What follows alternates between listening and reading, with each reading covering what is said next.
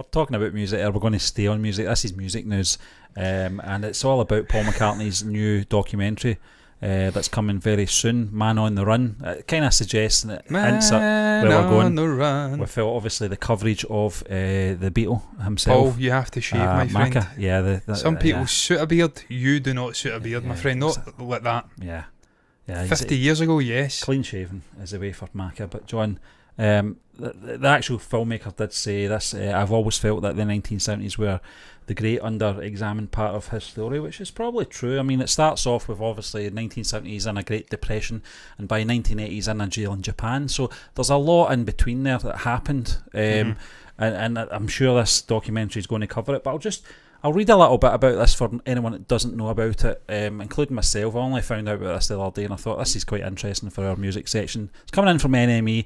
And he doesn't get to rewrite any more Beatles stuff because he's moved on from the Beatles now. So. Yeah, you can claim everything you want. Yeah. I wrote Strawberry Fields. Did you, Paul? Okay. Okay. I wrote In My Life. Yeah. Really? Oh. A story about John Lennon's upbringing. You wrote it, did you, Paul? Yeah. Sure you did. Did you, aye? Yeah, did you, aye. A new Paul McCartney documentary exploring the musician's life following the breakup of the Beatles has been announced. Man on the Run is set to be directed by filmmaker Morgan Neville and will draw on unprecedented access to a never-before-seen archive of Paul and Linda's home videos. That's and exciting, photos. to be fair. Yeah, Linda's stuff is top quality. The photographs at the end of the Beatles period was fantastic, as well as new interviews to chronicle the time between the Beatles breakup and the rise of Wings in the 1970s. According to a press release, Man on the Run will serve as the definitive document of Paul's emergence from the dissolution of the world's biggest band and the triumphant creation of a second decade of musical milestones. A brilliant and prolific stretch. As a lifelong obsessive of all things McCartney, I've always felt that the 1970s were the great under-examined part of the story, said Neville in a statement. Because he was smoking pot. I'm thrilled to have the chance to explore and reappraise the crucial moments in a great artist's life and work. So John, I'm looking forward to this because it's a period that I've kind of deliberately stayed away from because I felt I wasn't that interested. But Paul McCartney over the last few years, and I know you mentioned about the rewriting of stuff and all that, John. I think he's at this period in his life where he's now concentrating more on his legacy and what he's leaving behind once he's off this mortal coil. Yeah. Yes.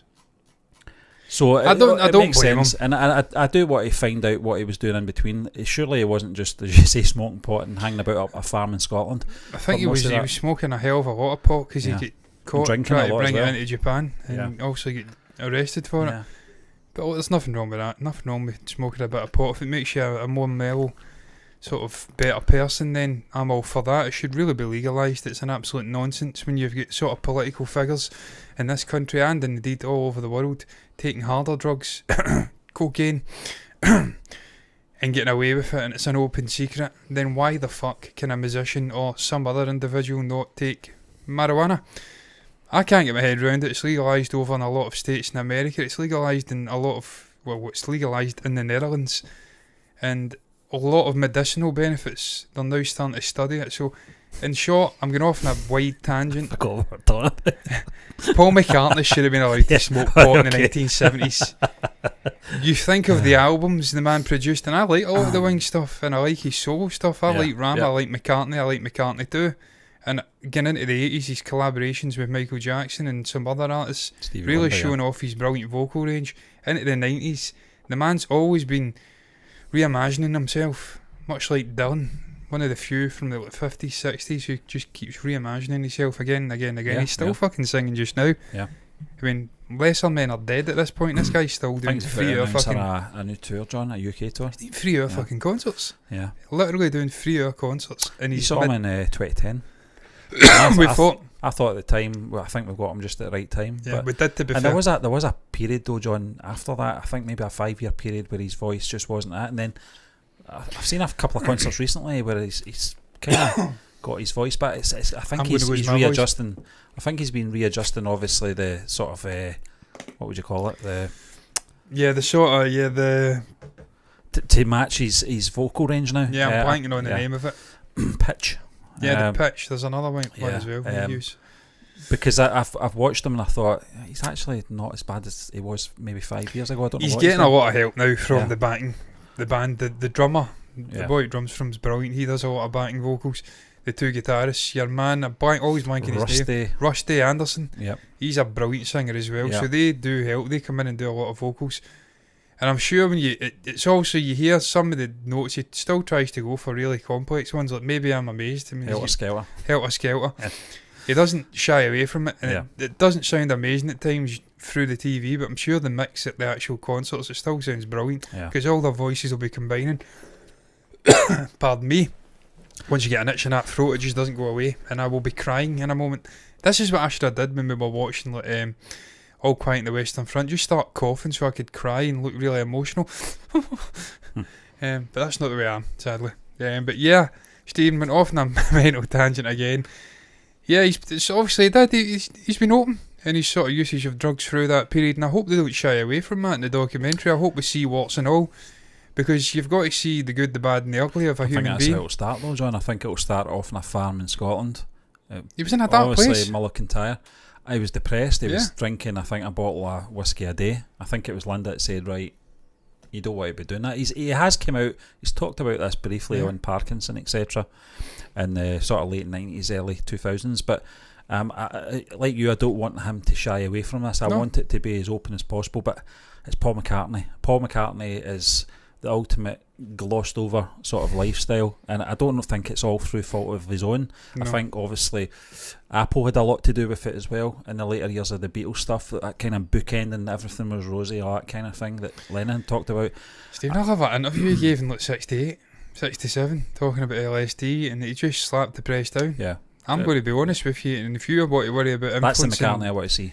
Young people, then that's on you. What you do with this story once I've gave you it, I don't want to see the persona Paul McCartney. I don't want to see the hey all that. I don't. I want to see. He kind of scratches, doesn't he? He does. Driving his boat. That's what. But stating that aside, man, the music is there as well. To go off and do another band. Obviously, Wings weren't as successful as the Beatles, but like I was at Denny Lane. And obviously Linda coming in. They're only the band that the Beatles could have been. Partridge. They've still created some brilliant songs. I love Let 'Em In. It's one of my favourites of his post-Beatles. Denny Lane. Doing the drumming. Brilliant drumming. Obviously Band in the Run's outstanding. I love the vast majority of the songs on that. We were just speaking about it the other night. Picasso's Last Words. 1985. There's some brilliant songs in there. There's another one as well. Silly love songs, if you like that kind of thing. I don't actually mind that song, to be fair. He played that live. You went to the toilet during it, but I actually quite liked. I remember that. John, it's funny you should say that, because see, when I was at the Gents, I could hear the bass, and the bass was fantastic. The bass was that's what I love about going to concerts. Actually, you can feel it vibrating through your chest. It's brilliant. You can actually feel the music. So the music in that period is definitely outstanding. There's a lot of sort of reverse engineering in the last 20 years at least about the solo careers of the Beatles. I've got that line stuck in my head now we're talking about that song. What's wrong with that? I need to know, 'cause here I go again. Fuck off, Paul. You're better than that, mate. But George Harrison is doing. Everybody wants to say George Harrison was the most successful Beatle. Post-Beatles, he fucking wasn't. He wasn't. I have these arguments on this Beatles group. He simply was not. He had an outstanding first album, and it was George. All. Yeah, I loved him. I did. I thought he was a great guy. And John, you've talked about this. He's out of the four. He was probably the one you would want to go to the pub with. Oh, absolutely. He's my humour. Yeah. And we watched. There's a brilliant video that's still kicking about on YouTube of Jonathan Ross just strolling up to a pub in London, I think it was. And he just sits down and has a drink with fucking George Harrison in this pub, drinking Guinness, interviewing him. I'm like, I wish I was fucking there. Yeah. I'd love to spend a night with that guy. John was there as well, strangely. Yeah. But you're absolutely right. He's a brilliant guy. I think it's...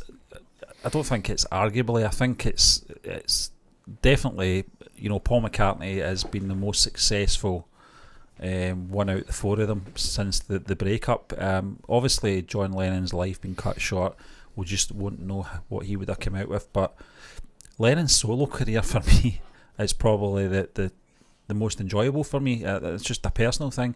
I don't think there was a bad album, apart from maybe that New York one I didn't particularly like. It was too political and naive for me. But I think the rest of the Walls and Bridges, Mind Games, fantastic.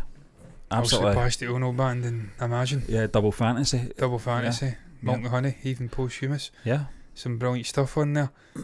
And look, the first two Lennon albums are every bit as good as what George Harrison put out. Stuff, you mentioned it, John. I love McCartney. He reinvented himself all the time. Every 5-7 years he would come out with something different. Coming Up. Yeah. A fantastic track. Also had its sort of breakthrough in Glasgow. Yeah, Apollo. That is the version, the definitive version. Yeah. And I just want to address that. I hope he addresses the whole Paul is dead shite in this as well. He won't. No. But just show the video of Coming Up of him standing in his Beatles suit with the hair styled the way it was, and ask people if that's not the same person from 1965 and back, because they are talking absolute shite. Yeah. It's the same fucking guy. As well, so I'm looking forward to it, man. I really am. It seems to be between the Beatles and the Wings. I don't think they're going to cover the whole. No, they're not going to do decade. That doesn't look like they are. So it's just the 70s. It just says to chronicle the time between the Beatles breakup and the rise of Wings. So so it's between it. So actually, yeah, I mean that's fine. I don't think we're going to get the whole. And I hate this when they do this. When Paul McCartney's on an interview, they talk about John Lennon's death. What else can the guy say about it? He can't say anything. You know, it's a terrible thing to keep reminding him about. And I hope they don't go there with it. I thought they handled that situation well in the George Harrison documentary. Martin Scorsese talked about George's perspective on obviously the spirit leaving the body, obviously unharmed. I think it was Olivia that was talking about it, and I thought that's perfect. That's, you know, we don't need to have this big half hour about remembering John and all this, and I hope they don't do that. Yeah. It's got to be that. I don't even want them to do Beatles stuff in this, to be honest. Stephen, that's what I was going to say. When you're talking about he's more about legacy now, protecting his legacy, I think the reason is he almost is, maybe, I don't know what the words I'm trying to find here is, he's almost not begrudging, but there's a word I'm thinking of. He almost holds it against Lennon in some ways for the respect, or maybe, you know, just the adulation he's got post-death, because it seems to be when artists pass away untimely, they become almost angelic, they become this messiah martyr figure, and the guys that are left, they don't ever seem to reach that level, and it's through no fault of their own. Paul McCartney is every bit as good. Situation over that, because as much as it would have obviously angered him, what happened, and obviously missing his friend and his collaborator, at the same time, you're absolutely right. If he says anything off turn, it's going to look very crass. Obviously, the whole it's a drag in it. You know. But he did say John would have hated this sort of martyr figure thing that they've portrayed him as, but he had to say it a careful way that it wasn't coming off as if it was like jealous or snidey or anything, because it's a sensitive thing. I tell you put me in his shoes, I would have definitely have said something, because there were actively people at that time talking down him and the other Beatles contributions to the band, and I'm a Lennon man, he's my favourite, but they were chatting shit about the likes of McCartney, so I think he likes to try and readdress it at times. One thing's for sure though, John, between the two of them, and I think a lot of people have said this, if anyone ever dissed Paul McCartney in front of John Lennon would go for them and say, I'm the only one that can do that, and vice versa with Paul. If anyone badmouthed John, he would be on them right away, defending his name. Right, you know? But I'm really looking forward to this, man. I'm really looking forward to seeing. I love seeing the sort of Beatles and post-Beatles related content. The fact there's archive footage with him and Linda, potentially up at the farm with, why am I blanking on the dog's name? Fucking hell. Martha. I'll tell you something else I want to see, and I liked it in that, I can't remember what the TV channel was called, Hulu, the McCartney thing he did with Rick Rubin. They did the whole isolation of the tracks. I want to see them doing that with McCartney's solo and Wing stuff, isolating the tracks, because I think that's so fascinating. And the final thing I'll say is I like the fact that it's exploring that sort of grey period, because there was some heavy Beatles inspiration in the things like Maybe I'm Amazed, and you could see the sort of transitioning.